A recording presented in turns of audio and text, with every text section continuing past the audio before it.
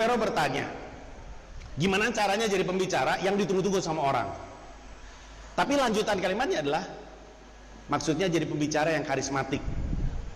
Tapi sejujurnya Vero, alasan kenapa orang nunggu-nunggu seseorang untuk jadi pembicara bukan karena dia karismatik, tapi karena dia punya reputasi. Apapun itu. Ambil contoh Stephen Hawking, bukan Stephen King ya, Stephen Hawking yang sekarang udah meninggal, yang ahli fisika, yang pakai kursi roda, yang kalau ngomong kayak gini. Dibilang karismatik, ya enggak sih. Tapi Stephen Hawking punya reputasi yang sangat besar, sangat baik dalam konteks fisika.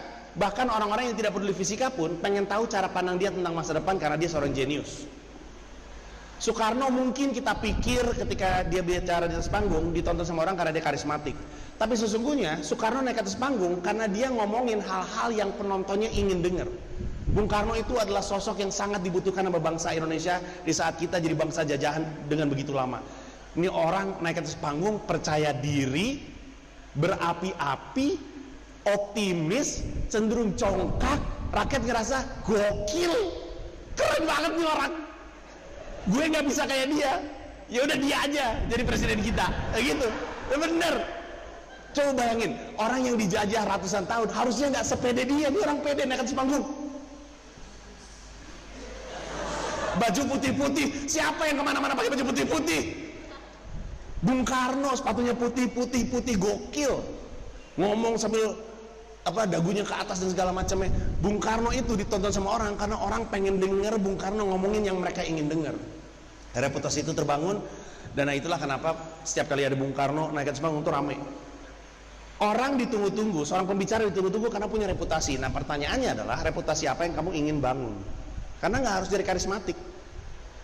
Semua orang bisa jadi orang yang ditunggu-tunggu kalau dia membangun reputasinya. Oke, tapi yang ini konteksnya lebih dekat ke personal branding daripada public speaking. Karena personal branding adalah kegiatan untuk kita kasih tahu dunia kita itu siapa, apa yang kita suka, apa yang kita nggak suka. Itu personal branding. Tujuan personal branding adalah supaya kita bisa mendapatkan peluang yang kita inginkan. Kita nggak akan bisa dapat peluang yang kita inginkan kalau kita nggak bilang sama orang. Nah, kegiatan bilang sama orang itu namanya personal branding. Contoh, gue suka Manchester United. Gue tahu ini adalah seperti sebuah bahan cemoohan. Jarang-jarang ada yang bangga. Gue suka Manchester United. Cita-cita gue pengen ke Old Trafford, tapi gue nggak ada duit, pengen dibayarin orang. Mungkin nggak ada orang mau bayarin gue ke Old Trafford kalau gue nggak pernah bilang pada dunia kalau gue suka Manchester United? Nggak mungkin.